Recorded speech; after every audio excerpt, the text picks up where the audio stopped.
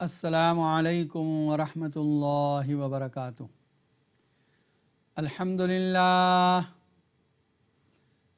للہ حمدا کثیرا کما امر واشہد ان لا الہ الا اللہ وحدہ لا شریک لہ فی الخلق والامر واشہد ان سیدنا ونبینا ومولانا محمدا عبدہ ورسولہ الذي أرسل إلى كافة الناس بشيرا ونذيرا وداعيا إلى الله بإذنه وسراجا منيرا أما بعد فأعوذ بالله من الشيطان الرجيم بسم الله الرحمن الرحيم وأتموا الحج والعمرة لله فإن أحصرتم فما استيسر من الهدي ولا تحلقوا رؤوسكم حتى يبلغ الهدي محله فمن كان منكم مريضا أو به أذى من رأسه ففدية من صيام أو صدقة أو نسك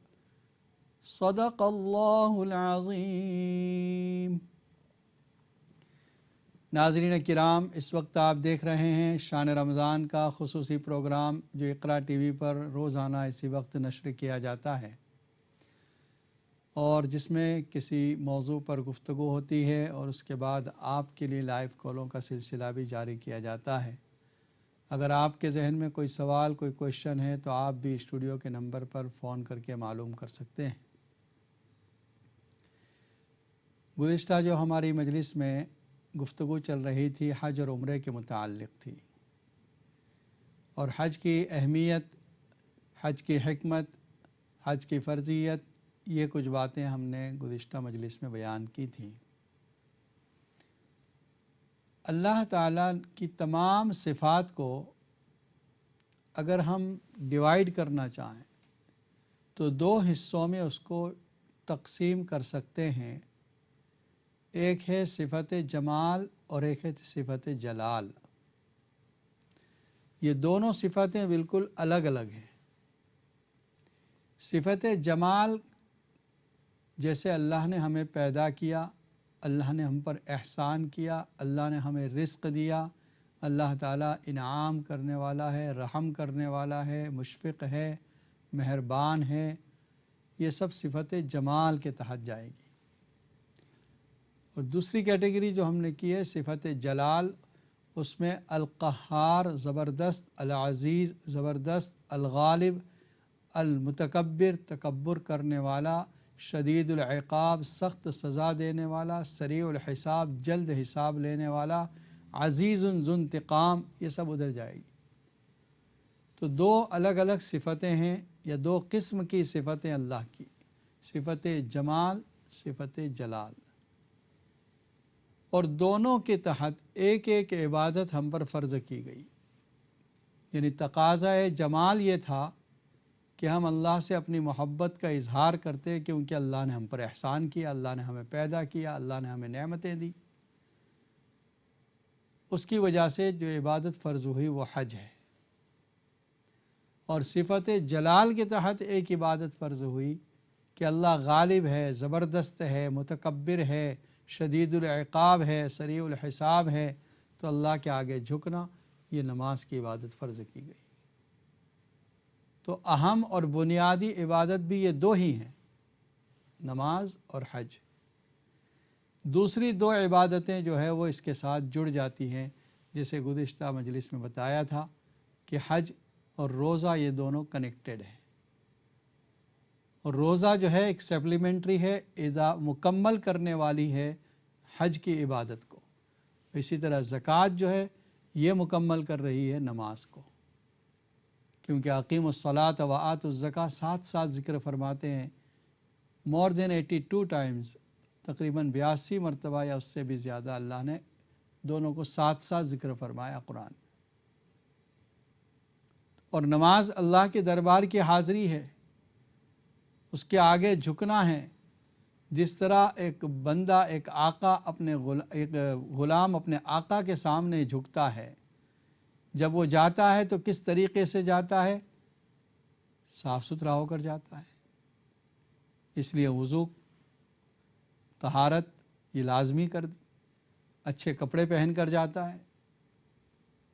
کہا کہ علیکم، جس وقت تم مسجد میں آؤ خذو زینتکم، اچھے کپڑے پہن کر آؤ اور سکون اور وقار کے ساتھ آؤ. علیکم السکینۃ والوقار، کیونکہ رب کے بارگاہ میں حاضر ہونے کے لیے جا رہے ہیں. بعض لوگ جو مسجد میں دوڑتے ہوئے آتے ہیں، نماز کھڑی ہوئے اور مسجد میں دوڑ رہے ہیں، ان کے کپڑوں کی آوازیں، ان کے دوڑنے کی آواز سے مسجد میں لوگوں کو ڈسٹرب ہوتا ہے، ان کی توجہ آنے والے کی طرف جاتی ہے. یہ منع ہے. سکون اور وقار کے ساتھ آئیں، اس کا حکم دیا گیا. جس وقت آتا ہے بندہ سب سے پہلے اللہ کے سامنے ہاتھ باندھے کھڑا ہو جاتا ہے، جیسے غلام اپنے آقا کے سامنے کھڑا ہو گیا. اس کے بعد رب کی تعریف کرتے ہیں ہم الحمدللہ رب العالمین یہ کہہ کر. جس طرح وہ غلام اپنے آقا کی پہلے تعریف کرتا ہے، سر آپ ہی کا دیا ہوا سب کچھ ہے، آپ ہی کی وجہ سے میں ہوں، اور پھر اس کے بعد اپنی درخواست پیش کرتا ہے، ریکویسٹ جو کام ہے وہ پیش کرتا ہے. اسی طرح ہم بھی اللہ کی تعریف کے بعد اہدنا الصراط المستقیم، ہدایت کی دعا مانگ رہے ہیں. دیکھیے یہ جو جلال کے تحت عبادت تھی، اس میں پورا وہی منظر ہے جیسے ایک غلام اپنے آقا کے سامنے جا رہا ہے. اور جو صفت جمال کے تحت تھی، اس میں وہی منظر ہے جو ایک محبت کرنے والا اپنے محبوب سے ملنے کے لیے جا رہا ہے. دونوں بالکل الگ الگ ہیں، تو دونوں کے تقاضے بھی الگ الگ ہو گئے. یہاں یہ کہا خذو زینتکم، اچھا لباس پہن کر آؤ، وہاں منع کر دیا گیا، صرف 2 چادریں ڈال کے آنا ہے. یہاں سکون اور وقار کو اہمیت دی گئی. قوموا للہ قانتین، نماز کے اندر جتنا خشوع ہوگا، خضوع ہوگا، ادھر ادھر ہاتھ سے نہ کھجلائیں بدن کو، داڑھی سے نہ کھیلیں، کپڑوں سے نہ کھیلیں. یعنی جتنا سکون ہوگا اتنی عبادت افضل ہوگی، نماز کی عبادت. اور ادھر جتنی حرکت ہوگی اتنا برکت ہے. طواف کرتے رہو، کرتے رہو، کرتے رہو. سعی کے لیے جاؤ، صفا مروہ پہ چلتے رہو. چلاؤ، زور سے کہو لبیک اللہم لبیک، اس کو زور سے چلانے کا حکم دیا. اور یہاں آہستہ. دونوں کے تقاضے مختلف، ایک صفت جمال اور ایک صفت جلال کے تحت یہ عبادت فرض ہوئی. حج کو یہ بتایا نبی اکرم صلی اللہ علیہ وسلم نے کہ یہ اسلام کے بنیادی ارکان میں سے ایک رکن ہے. گزشتہ مجلس میں یہ بات بھی آئی تھی کہ جہاں حج کیا جا رہا ہے، یعنی یہ جو مقام ہے بیت اللہ، یہ سینٹر پوائنٹ آف تجلی ہے، اللہ کی رحمت ہے، اللہ کی تجلیات کا مرکز ہے. محی الدین ابن عربی رحمۃ اللہ علیہ ایک بہت بڑے بزرگ تھے. فرماتے ہیں جب میں حج کے لیے گیا تو میں نے کشف کیا، مکاشفہ کیا وہاں پر کعبے کے قریب بیٹھ کر. تو اللہ نے مجھے دکھایا کہ جس طرح بارش نازل ہوتی ہے، ایسے اللہ کی رحمتیں کعبے پر نازل ہو رہی ہے، اور اس کا ریفلیکشن، اس کا عکس دنیا میں ان تمام جگہوں پر جا رہا ہے جہاں مسجدیں واقع ہیں. تو گویا آپ کے محلے کی ہر مسجد، سٹی کی ہر مسجد، محلے میں واقع ایک مسجد جس طرح جسمانی طور پر کعبے کی طرف اس کا جسم ہے، ٹھیک اسی طرح روحانی طور پر بھی کعبے سے متعلق ہے. یہ کنیکشن ہے روحانی طور پر کہ جب اللہ کی رحمت کعبے پر نازل ہو رہی ہے، اس کا عکس مسجدوں پر جا رہا ہے. اور فرماتے ہیں کہ میں جب مدینہ طیبہ حاضر ہوا حج کے بعد تو وہاں بھی مکاشفہ کیا، تو میں نے دیکھا اللہ کی رحمتیں روضہ رسول پر بارش کی طرح نازل ہو رہی ہے صلی اللہ علیہ وسلم، اور اس کا ریفلیکشن دنیا کے ان تمام جگہوں پر جا رہا ہے جہاں قال اللہ اور قال الرسول کی تعلیم دی جا رہی ہے، جہاں حدیثوں کو پڑھایا جا رہا ہے، جہاں تفسیر پڑھائی جا رہی ہے، جہاں فقہ کا علم پڑھایا جا رہا ہے، دینی معلومات سکھائی جا رہی ہے. تو یہ ہمارے مدرسے جڑے ہوئے ہیں نبی اکرم صلی اللہ علیہ وسلم کے روضہ رسول، روضہ پاک سے، کہ جب وہاں رحمت نازل ہوتی ہے اس کا ریفلیکشن عکس ان تک بھی پہنچتا ہے. ناظرین کرام، اس وقت آپ دیکھ رہے ہیں اقرا ٹی وی پر شان رمضان کا پروگرام، اور آپ کے لیے لائنیں کھول دی گئی ہیں۔ اگر آپ کو کوئی سوال ہے، any question you have, you can رنگ۔ اسی وقت آپ بریڈ فورڈ کے جو نمبر پر، جو اسکرین پر نمبر دیا جا رہا ہے، اس پر آپ فون کر کے معلوم کر سکتے ہیں۔ انشاءاللہ قرآن و سنت کی روشنی میں آپ کے سوالات کے جوابات دیے جائیں گے۔ اب یہ کہ حج کس پر فرض ہوگا، نبی اکرم صلی اللہ علیہ وسلم نے فرمایا، قرآن مجید کی بھی آیت ہے، فمن فرض فیہن الحج، جس پر حج فرض ہو گیا۔ کس پر فرض ہے؟ وہ سورہ آل عمران کی وہ آیت، وَلِلَّهِ عَلَى النَّاسِ حِجُّ الْبَيْتِ مَنِ اسْتَطَاعَ إِلَيْهِ سَبِيلًا، اور اللہ کے لیے لوگوں پر حج کرنا لازم ہے جو بھی راستے کی طاقت رکھے۔ دیکھیے، روزوں کے بارے میں جو بیان کیا تھا آپ کو یاد ہوگا، کتب علیکم الصیام، یہ روزے کی فرضیت لفظ کتبہ سے بتائی گئی کہ لکھ دیا گیا، تم پر لازم کیا گیا۔ لیکن حج کے بارے میں جب آیا تو وللہ، اللہ کے لیے لازم ہے حج کرنا، یعنی اللہ کے لیے آپ حج کریں، اور کسی مقصد کے لیے حج نہ کریں، ریاکاری نہ ہو، لوگوں کو دکھلانا مقصد نہ ہو، شو آف کرنا نہ ہو۔ للہ، اس کو سب سے پہلے لفظ لائے، وللہ، کیونکہ آدمی اتنا خرچ کرتا ہے، تکلیفیں اٹھاتا ہے، سفر کرتا ہے، اور اگر اس کی نیت صحیح نہیں ہے تو یہ سب کچھ ضائع ہو جائے گا۔ فرمایا للہ، اللہ کے لیے حج کرنے کے لیے جانا، نیت خالص رکھنا۔ حدیث میں ہے انما الاعمال بالنیات، تمام اعمال کا دار و مدار نیتوں پر ہے۔ یہ اتنی اہم بات ہے کہ امام بخاری رحمۃ اللہ علیہ نے اپنی کتاب کی ابتدا اور آغاز اسی حدیث سے فرمایا کہ تمام اعمال کا دار و مدار نیتوں پر ہے۔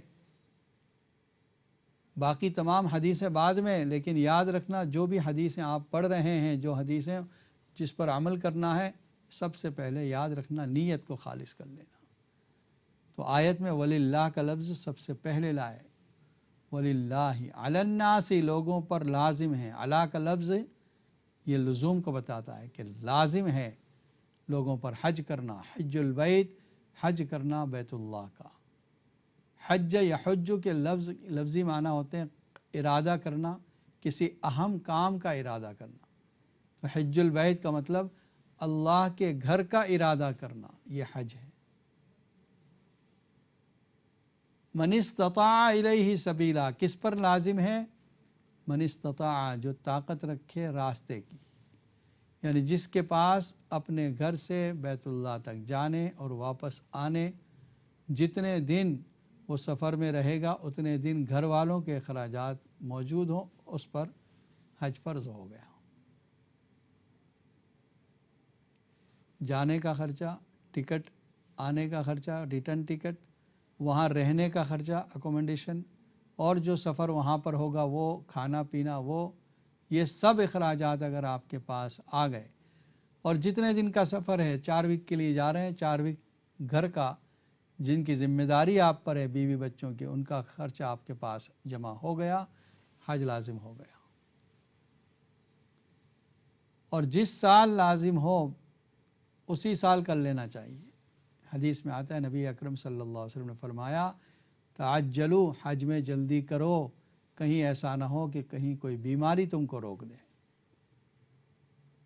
جس وقت مال آیا اس وقت صحت مند ہے آدمی، لیکن 1-2 سال ٹال دیا اس نے کہ نہیں نیکسٹ ایئر جائیں گے، نیکسٹ ایئر جائیں گے، اس کے بعد کوئی ایسی بیماری آ گئی کہ سفر نہیں کر سکے۔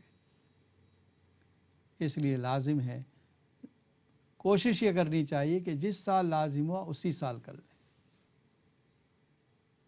بعض لوگ اس کوشش میں رہتے ہیں کہ چلو بیوی کا بھی خرچ جمع ہو جائے پھر جائیں گے، یعنی 2 خرچے جمع ہو جائیں گے، 2 ٹکٹ، اس کے بعد جائیں گے، اس میں کافی دیر ہو جاتی ہے۔ اگر مرد کے پاس اتنا پیسہ جمع ہو گیا ہے کہ وہ اکیلا حج کے لیے جا سکتا ہے تو اس پر حج فرض ہو گیا۔ بیوی کے پاس اگر نہیں ہے تو اس کا سونا بیچ لے تھوڑا، لیکن ہوتا ہے کہ بیوی سونا بیچنا نہیں چاہتی، بس وہی شوہر کی طرف سے پورے اخراجات ادا کروانا چاہتی ہے، جس میں تاخیر ہو جاتی ہے اور سم ٹائم پھر رہ جاتا ہے، تو جس شخص پر حج فرض ہو وہ اسی سال حج کر لے، یہ بہتر ہے، اگرچہ تاخیر کے بعد بھی فرض ادا کرنے سے ادا ہو جائے گا۔ دیگر ائمہ کے نزدیک، امام شافعی رحمۃ اللہ علیہ کے نزدیک اسی سال لازم ہو جاتا ہے جس سال مال آ گیا اس کے پاس، تاخیر گناہ ہے۔ نبی اکرم صلی اللہ علیہ وسلم حج کر رہے ہیں، ایک عورت نے آ کر کہا یا رسول اللہ صلی اللہ علیہ وسلم، میرے والد کو حج کا فریضہ آیا، یعنی ان پر حج فرض ہوا، لیکن وہ تو اتنے کمزور ہیں کہ سواری پر بیٹھ بھی نہیں سکتے، وہ کیسے حج کریں گے؟ کیا میں ان کی طرف سے حج ادا کر لوں؟ آپ نے فرمایا کر لو، تم ان کی طرف سے حج ادا کرو گی تو ان کا حج ادا ہو جائے گا۔ اس کو حج بدل کہا جاتا ہے۔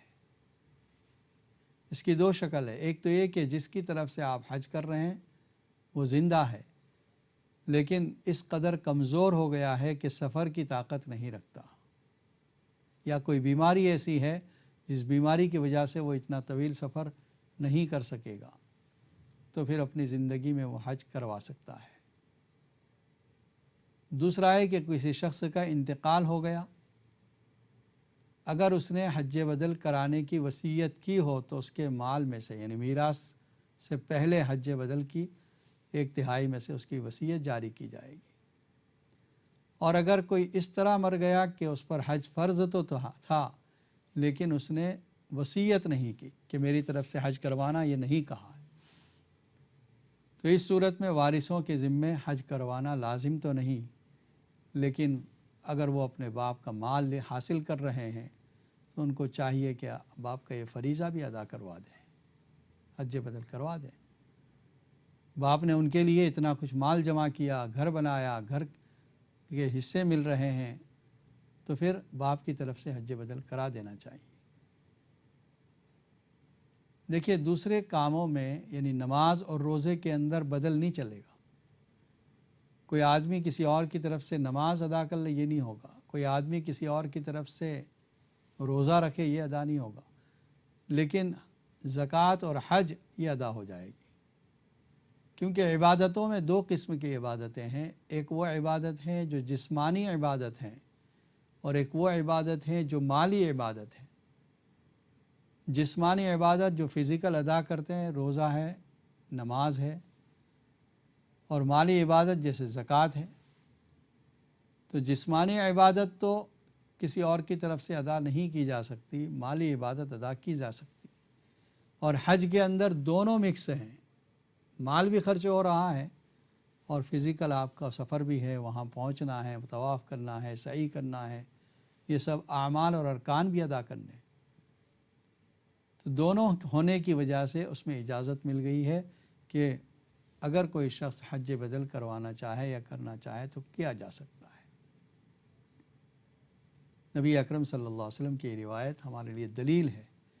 ایک اور صحابی نے جب پوچھا یا رسول اللہ صلی اللہ علیہ وسلم کیا میں اپنے والد کی طرف سے حج بدل کر سکتا ہوں؟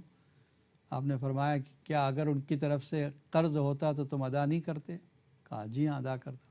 کہا جس طرح تم ان کے قرض کو ادا کر سکتے ہو کرتے ہو، اسی طرح ان کے فرض حج کو بھی ادا کر دو، یعنی تمہارے اس ادا کرنے پر ان کی طرف سے وہ فرضیت ساقط ہو جائے گی، ان سے سوال نہیں ہوگا، ورنہ قیامت میں اس بارے میں سخت الفاظ آئے ہیں کہ جس آدمی کو اللہ نے وسعت عطا فرمائی تھی، یعنی جو افورڈ کر سکتا تھا حج کے لیے جانا، اور اس کے باوجود اس نے حج نہیں کیا، چاہے وہ یہودی ہو کر مرے چاہے نصرانی ہو کر مرے، اسلام کا اس سے کوئی تعلق نہیں، حالانکہ دیندار آدمی ہے، لیکن اس کو اسلام سے خارج کر دیا جا رہا ہے کہ اسلام کا اس سے کوئی تعلق نہیں، کیونکہ اس نے اللہ کے فریضے کو ادا نہیں کیا۔ اللہ کے فریضے کو ادا کرتا تو اس کا اسلام سے تعلق باقی رہتا۔ قرآن مجید کی ایک آیت یاد کریں، وَأَقِیمُوا الصَّلَاةَ وَلَا تَكُونُوا مِنَ الْمُشْرِکِينَ، نماز قائم کرو اور مشرکین کی طرح مت ہو جاؤ۔ وہ نماز نہیں پڑھتے تھے،